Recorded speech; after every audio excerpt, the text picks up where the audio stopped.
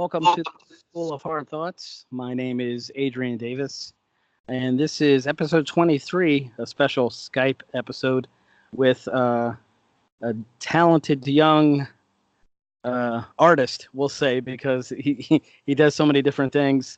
John Yelland. How you doing, John? Outstanding. How about yourself? I'm fantastic tonight. It's a great night. So tell us about who's John. John is a vocalist for Judicator, Dire Peril, and another local band called Principium in Utah. I'm a college student working on my master's, and that's extraordinarily tough, especially given all that crap that I'm going through right now, like moving. So I'm a person who stretches himself too thin sometimes, but because I have such disregard for my own well-being, I can completely understand. I end up pulling it together every once in a while. I can completely understand. So that kind of ties us together. This is a follow-up to our last podcast interview we had with Judicator. And if you didn't catch that, please catch it. It's episode 22. And, of course, like, follow, share, subscribe on Patreon if you want to, or listen to it, don't listen to it, whatever. So I was talking with your bandmates, Tony and Jordy, and they were trying to describe the process. And I wanted to hear from you because your process is a little bit different because you're in different states. How does that work?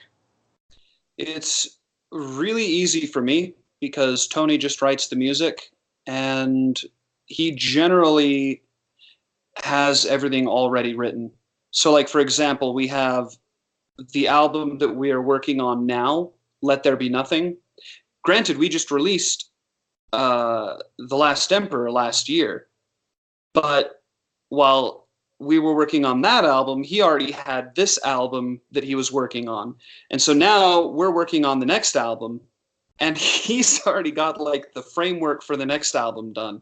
He sent me like 8 or 10 songs, I think, from the next album, and it's really interesting stuff. But it's like we haven't even started recording this album. Right. So so it's untraditional. It's non-traditional, but it's also in a way traditional. So, like, if you weren't a working stiff like you are, like Tony is, like Jordy is, you might be on a tour bus somewhere, and I don't know how many times you've heard the story that, we wrote the, album number 4 when we were on tour for album number 3. Mm-hmm. So it's the advent of technology and the fact that you have jobs are making the story a little bit different, but almost the same. One of the things we talked about as well were the nature of your albums, that they tend to follow an entire story arc, and that is in basically due to your writing. Tell me about that. I suppose so. I mean, I don't like to take credit for, like, the band's identity or anything, but I think that's just an inescapable part of being the lyricist. It's like I'm just very fortunate that Tony allows me to explore what I really want to explore. And so, like, with King of Rome, I've never been a normal kid. Like, while everybody was interested in, like, Lord of the Rings and Marvel and all that, I'm like, Napoleon.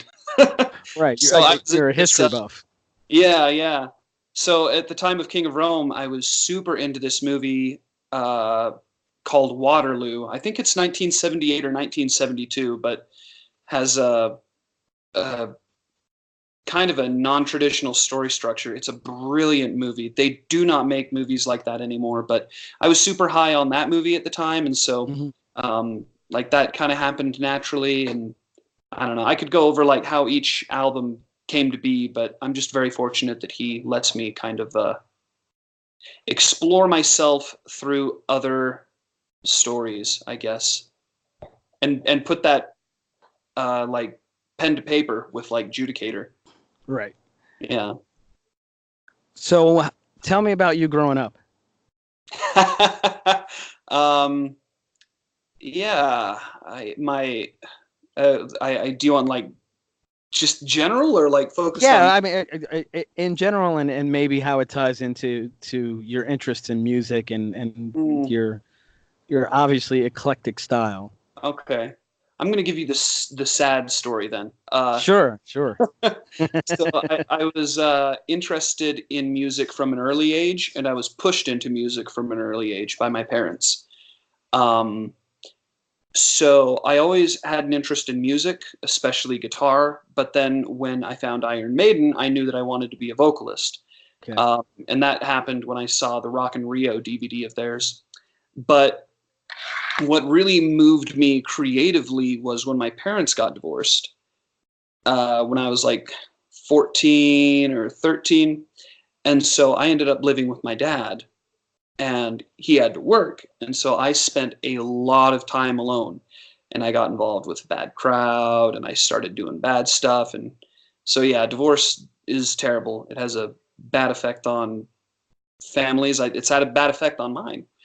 But anywho, so like I think that experience really pushed me into introversion more than I would have been otherwise, which sucks. But at the same time, it's been very fruitful for me as well. And Yeah. so Pain in a is always a great motivator for art.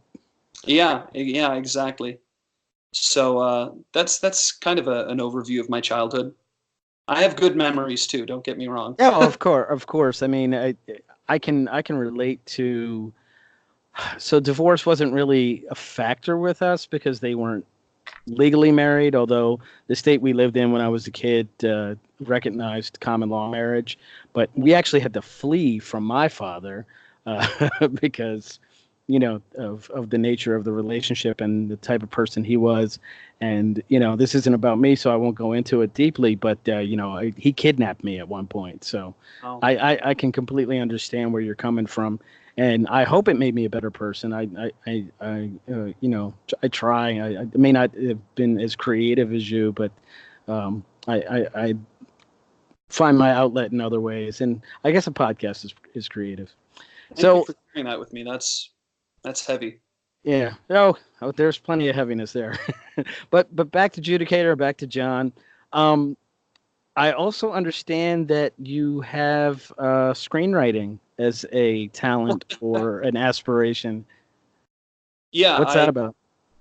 I am obsessed with story, I guess, and that is not just something that manifests musically. I am not as involved in it now as I would like to be, although I still am involved. But screenwriting is something I love. Um, it's one of those things. I think Stephen King said, like, you know that you want to be a writer when you read a book and you're like, I could have done a better job. Like, this sucks. And so Right. for me, that was always with movies. I'm like, this doesn't make sense. Like, and I noticed so often movies, especially in Utah's like local film production scene, but in movies in general, it's like you can have the nicest cameras, you can have the biggest budget and everything, but it's like if you don't get the story right, nothing works. Like nothing works. So story first is my motto, and I take a lot of pleasure in forming a story and doing revisions and ending up with something that is meaningful, I guess. Okay, so let's go ahead and do a deep dive into the albums. What was the name of the first album? The first album is called King of Rome. Okay, King of Rome. Now, is the concept King of Rome? And how did you come up with it? The concept is Napoleon's return from exile on Elba, I think. I get the islands that he was exiled to confused, but yeah, he was exiled to an island for 100 days, and then he came back, and during that 100 days, he retook over France, and the coalition that took him down in the first place wasn't having any of that, so another war broke out, and at the Battle of Waterloo, so King of Rome focuses on that, and then like it's about Waterloo. So Right. in a nutshell, I would say King of Rome is about the Battle of Waterloo, but there's some And that goes up to that. right. And so how many songs? If I remember right, it's 8. So 8 songs. telling a overarching story about Napoleon, and that's not your typical metal. No. I mean, Right. Sabaton cracks at it, yeah. But Yeah, Sabbath, and if you, I mean, Rush might not be metal; they're kind of more prog rock. But I mean, if you look at Cygnus X1 and Hemispheres and 2112, they're all kind of a thematic. But then if you look at the B side, there's like three other songs that would have nothing to do with anything. And the next album, Sleepy Plesso, and that one is interesting. It's so King of Rome is very like sequential. It's like this conclusion, resolution. Sleepy Plesso kind of has that, but it's more unconventional. It's pretty much like what would you say, like a survey of the history of Prussia leading up to Frederick the Great, and then it focuses on Frederick the Great for the rest of it, and it has a very neat conclusion with him.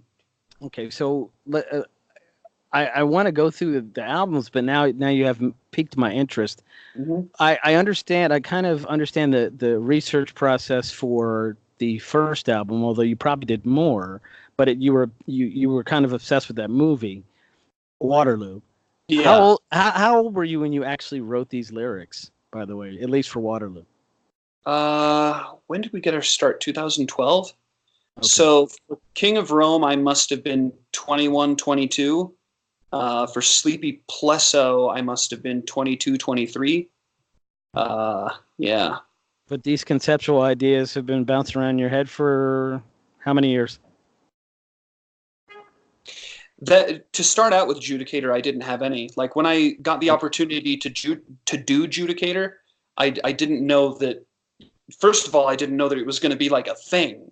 Like I thought Right. it was just like, oh, this is like a fun little album to do, and then it turned into like an actual band. So for me, it started out as a way just to release some of the pent up nerd energy about the movie Waterloo Right. and Napoleon in general. Because after I watched that movie, I read a whole bunch of books and I just loved it. But once Tony broached the idea of doing another album, it's like, oh, we can keep doing this, huh? Yeah, So in then, perpetuity. yeah, so filled with ideas and possibilities, I dove into all sorts of other subjects, and one stuck and some others didn't. But yeah. So obviously you have different influences, but what about your musical influences? You mentioned Iron Maiden, but what else? Uh, that have had the biggest impact on me, I would say Iron Maiden, Ozzy Osbourne, Creedence Clearwater Revival, The Beatles, David Bowie, Gamma Ray.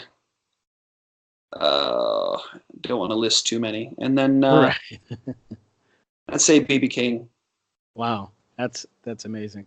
And Yeah. I imagine that your musical tastes kind of vary as well. Yeah, yeah. You hear everybody who's like, "Oh, I like everything but country and rap," and it's like, I think if you heard the right country and rap songs, that you would be a fan. I really do like all kinds of music. I think there's something to be said for all genres. Yeah. Actually, one of the things that struck me funny, and I think the audience enjoyed it, was when Jordy was speaking about drumming for Judicator. He said the one type of music that I really don't like is the type of music that we do. Uh, See, and and, that's and the if thing. Because for me, it like I love power metal, I love speed metal, and the band I was in before Judicator was more prog rock with some heavy metal, But I it wasn't like 10 out of 10 my favorite, right. but I loved the band and all that. But Judicator, not only do I love the people, but I also love the music, so it was a dream come true for me.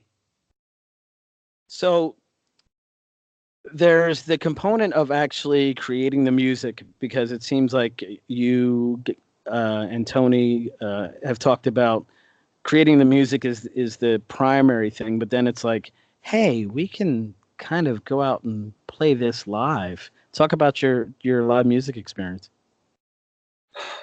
Yeah, it's interesting. I mean, we've gone from having just Tony, like to having one live guitarist to having two, now back to one. And that's been interesting because you hear such drastically different renditions of songs. But just regarding live experiences in general, like I listened to the podcast that you did with those guys, and I loved it. Um, and the question that you asked them was like, what makes it worth it to you? What do you like the most? Right. And I found it hilarious. Jordan was like, nothing. I don't like everything. Everything That's is, Jordan, though. but for me, it's live. Performing is the best experience for me because writing the music or the lyrics is such like a process of like self exploration, and there's a lot of pain and reflection, and it's so difficult too because like you're hard on yourself. You don't want to release lyrics or a story that stinks, so that's like stressful. And then you have recording, and recording is like that's the work. That is the Right. work part of being in a band to me, and touring. But when Right. you're on stage, it's just play. Being on stage, playing live is just the most cathartic release possible. And it's like communicating what you're all about, what the song is all about, to an audience. And so we've performed to some big crowds before, but to be honest, I kind of like the smaller crowds because I can, look you in the Make eye eye more, contact. Yeah. and yeah, have more of a, it's corny, but it's like have a little bit of a 30 to 45-minute It, relationship with you, you know? I, I, I actually wouldn't. I would say that artists who are successful would agree with you. I had a moment with Dan Donegan of Disturbed. Mm. Um, I was in the pit, so I was up front, like straddling the security chain for the stage, and, and Dan tends to come out to that side kind of gets neglected because it's like stage right or stage left or whatever it is. But he came over and I'm singing word for word with all of the songs, and he eyeballed me a couple times, and I'm like, oh, that's just your imagination. They're trained to look in a certain place. It makes it look like they're looking at everybody. But then toward the end of the show, they were playing whatever song, and again I was singing lyric for lyric, and he looked at me and he kind of looked at a security guy and he held up a guitar pick like this is for you, and like security don't let anybody else get it, and he flipped it. So I think yeah, it was a great moment. It's a great moment. But I think that connection between audience and artist is just, it's visceral, and it's way more than you can ever describe. um have you had a moment where, because you're a smaller band and maybe not as popular or on the radio or whatever, but have you had that moment where you looked in the audience, or at least heard somebody singing the lyrics with you? Yeah, those moments are amazing. And we caught on to that early on. You may have heard our song King of Rome. Like that is such an anthemic, catchy song. We caught on pretty early on that like this is a really catchy song. And so we extended, we have this whole middle section in the song where it's like a breakdown and it's like, all right, everybody, come on. We're gonna do it. I pass the Right. light, give him all the might, he'll be the King of Rome. So That's yeah, awesome. we get a lot of that. And the worry is that you're going to play a show where it stinks and you have practiced doing. Yeah. So No, we're you're doing it. You're every fine. show we've played, people have been engaged, I guess. So that's thankful. I'm thankful for that. But yeah, so I'm fortunate. Like every show that we've played, we've had that kind of experience, and I And love that because like the experience you had with Disturbed, it's like there's a recognition there that's what I like about being on stage. Is it's not just me on my stage. It's an interacting thing. It's a reciprocating. It's a reciprocation between the audience and the band. And I know I've been down in the audience tons of times for bands that I love. And the few times where they put the mic in your face or they look at you and notice that you're singing along and they're like, yeah, like it's like just the littlest things can yeah, it make could some. be little thing. The fact that you throw the horns up and they're like, "You're Yeah. daggone right." I don't know why I didn't just cuss there. That's Dadgum. Lord love a duck. so. John, I Tony. telling me things about you. So the filmmaking, uh, the working in a band, and then you're working in another band. Is that band closer to you, or is it the same type of relationship? Yeah, so I've got Judicator. I'm in Salt Lake. They're in Arizona, and then I've got Dire Peril. I'm in Salt Lake. They're in Sacramento and Reno. Oh goodness. And then I have another band that I'm in called Principium, and it's pretty chill, kind of a lax situation, but yeah, it's metal, kind of more comparable to Queensryche, Iron Maiden. So I'm going to put you on the spot here. I already know the answer to this, but the audience is going to know. What are you going to school for? Oh geez. Well, I got my bachelor's in uh, digital media, emphasis in TV and cinema production, and a minor in German. And I'm currently almost done. I have one more year left on my master's degree in theology. Okay. And that brings me back to, if you listen to the podcast, because the research part for that podcast was a little bit brief.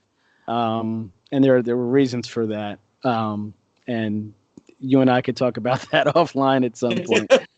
And Tony knows what the reasons are, but it was about keeping certain things separate. But because it was such a small time, I was like, well, I can go to their website, I can read the bios and that kind of stuff, but I want to hear the music. So when I heard the music, the first thing I thought of was, are these guys a Christian group?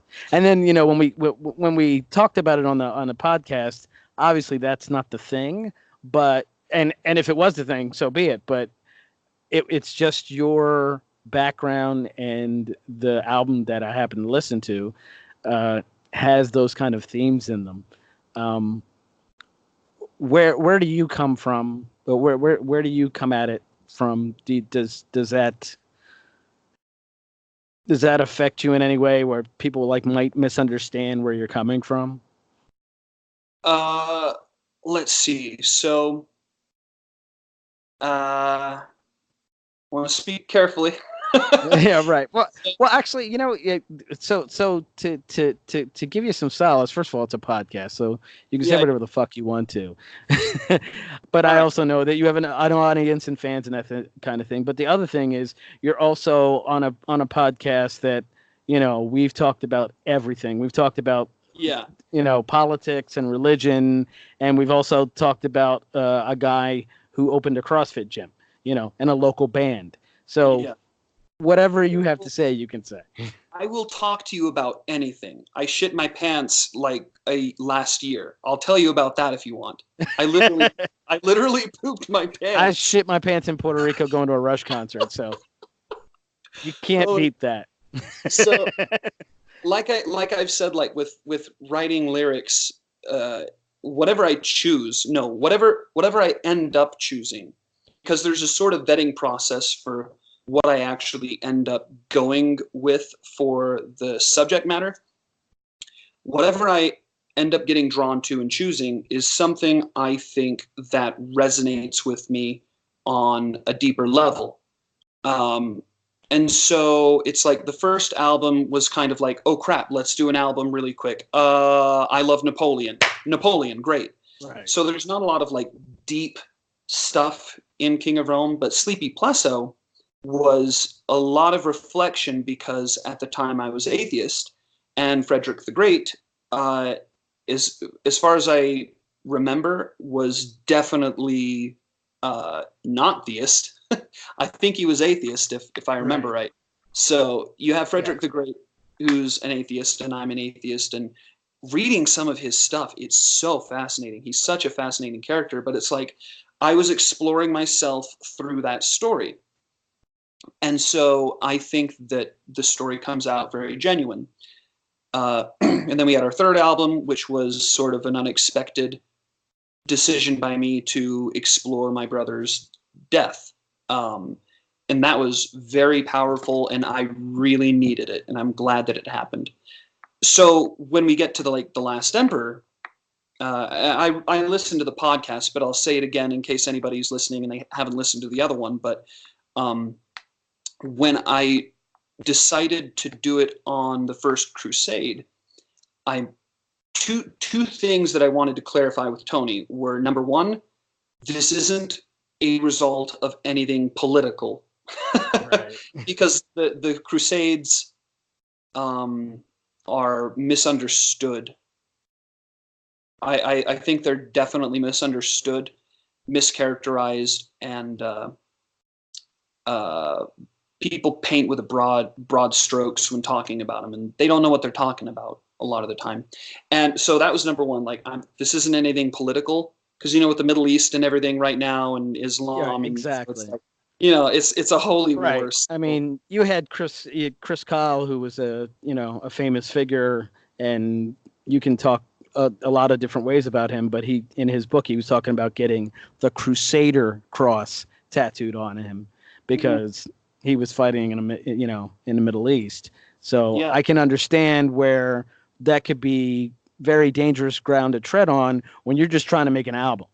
hmm And then the second one was like Tony. So that's number one. But then Tony, I'm not trying to do something religious here. So I don't want to do anything religious or political. And yet, the Right. Crusades are totally religious and totally political. And Political. so I have to, I had to balance a tightrope, because I'm talking about stuff that, so it was very Right. tough. That was a very challenging writing session. I mean, I have lines like, what is it? The heart of the jihad pumping blood and destruction into the veins of Western nations. It's like, that's a pretty, I, Yeah. I was expecting to get flack for that, and I'm Right. so glad I didn't. But it's like, okay, there's that. But then there is Raining Gold, track 3, that talks about the Christians really, really treating the Jews very poorly on their Right. way from Western Europe through Byzantine territory into the Middle East. Like, they brutalized. It wasn't just the Jews; it was the Byzantines as well. But there are some pretty brutal stories, and yeah. So it's like, I'm not giving either side a free pass. Like, the Muslims should not have invaded the Holy Land. They should not have destroyed the Holy Sepulchre. They should not have brutalized pilgrims. But the Christians, Crusaders, also should not have brutalized and robbed from the Byzantines and the Jews. And so it's like, I just want to hold everybody's feet to the fire equally. Well, you did a very good job of that, and it's Good, entertaining. good. Well, and that's the other thing too, is it's like, in that story, I'm putting the listener in the perspective of, you are a crusader now. And so with a song like Take Up Your Cross, it's like, shut up, take up your cross. Yeah, and it's kind of I know in prose writing in the first person is almost it's something that's reserved for somebody who's been writing for a long time. So that type of pushing of the envelope is amazing. So and this is completely up to you. You talked about your brother, and this has already been a very sad podcast. I'm tearing up already. Yeah, yeah. But if you want to talk about why you decided to go there and what exactly happened. Yeah, like I said before, like, I'm pretty at peace with it now. The album was a very big release for me, but also in the following years, I've also revisited the thing and talked with my mom more, and my dad, and my other brother. Yeah, so my brother died. He died like December 23rd, like 2 days before Christmas Oh in man. 2018. So I was 18 years old, and he died just before Christmas. The most awkward, dumb Christmas I've ever had. But Christmas Day, because anyway. But yeah, so it was a bunch of years until At the Expense of Humanity. But what I noticed is I had really swept a lot of that under the rug. Hmm. Didn't really want to deal with it, and yeah, I wasn't treating myself well. I was about to say, did it affect you in other ways by holding it in? I haven't really explored that yet. I know there are other things about my life that have affected me by holding it in and that kind of thing, but this, I probably need to explore that more. Yeah, I know for myself, another, we're kindred spirits in a way. January 20th, 2001, my brother killed himself. And it's, I kind of did the opposite. I acted out, but I didn't act out. I don't want to say I acted out in like a perfect way or a good way, but it wasn't like I didn't become a drunk. I didn't become a drug addict. I didn't start doing crimes, but I did run away. Um, like as soon as I found myself able to, I packed all of my shit in my car. I met some girl on the internet and I went and lived with her. And I didn't know her for shit. And in a way, that was destructive because she's expecting this relationship with a man who, you know, professes to love her. And I'm just trying to figure out what the fuck happened. And, it ended up, obviously, the relationship didn't work. And, there were kids that weren't mine, but there were kids involved. And it was just ugly. And so, we all deal with it differently. But I don't know. I've written poetry about it and I've written prose about it. But to actually write an entire album about that subject, that in itself it's heavy. Yeah. They There are songs and moments on the album that still give me goosebumps or bring me close to tears when I hear it. How Long Can You Live Forever, At the Expense of Humanity, in particular, are the ones that emotionally resonate with me. And thank you for sharing that about your brother. I'm really sorry to hear that. Thank you, and I'm really sorry to hear about your brother. So let's make this a little bit lighter. Tell us what you can about the upcoming album and the upcoming mini tour. We don't really have a mini tour. We just have Mad with Power Festival in August. And where's that at? That's Madison, Wisconsin. Mad with Okay. Power, Madison. Ha ha ha. Okay. But that's going to be exciting because that is like a week away from my birthday. So I'm going to consider that a birthday show for me. Hell yeah. And have coming up in like 3 weeks. I'm a little bit nervous now. We've got Hyperspace Festival in Vancouver. And it's interesting. Like I get to this stage and like last night, no joke, last night I dreamt that Judicator was playing at Vaughan open air, but we had like all these issues and sound delays and like we couldn't finish a song. It was literally a nightmare about performing and everything going wrong. And then what can I tell you about the album we're working on now? It's going to be called Let There Be Nothing, kind of like Let There Be Light, but Let There Be Nothing. And that's kind of a little wink and a nod to Sleepy Plesso in a song called Blut vom Himmel. The chorus is, let there be light, let there be nothing to shield the blood from heaven. So I like to do little connections between songs.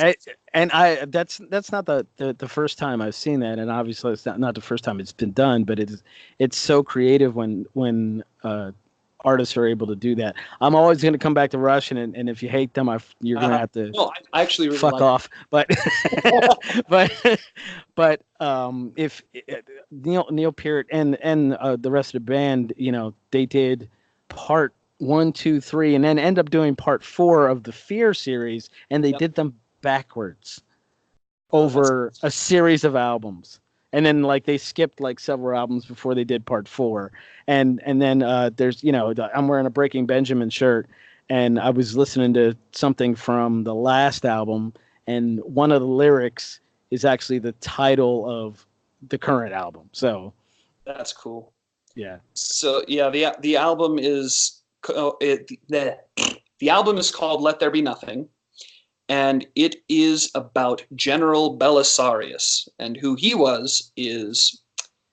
So you had the Western Roman Empire fall in about 470 AD, and Rome fell. Well, that's not really true. The city of Rome fell, and the Western Roman Empire fell but you had the rest of the Roman Empire in the east still perfectly well intact.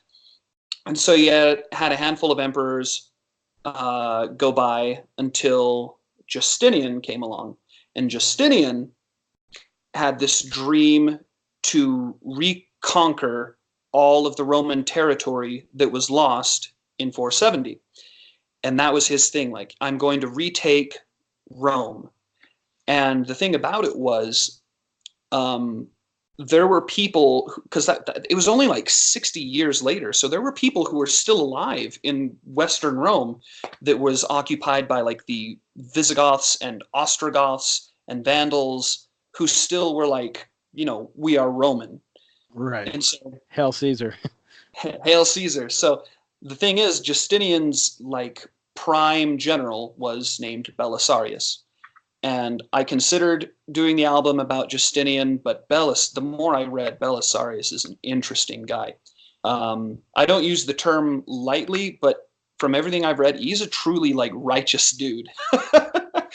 But it doesn't come without a huge struggle. I mean, I remember the podcast too, like Tony mentioned that Belisarius' wife, Antonina, had an off and on again affair with their own godson. Godson, right. Yeah. And in Christian terms, you may as well be committing incest. Like, that's how serious that thing is. So it's a wild ride. And I'm currently like doing revisions for the album.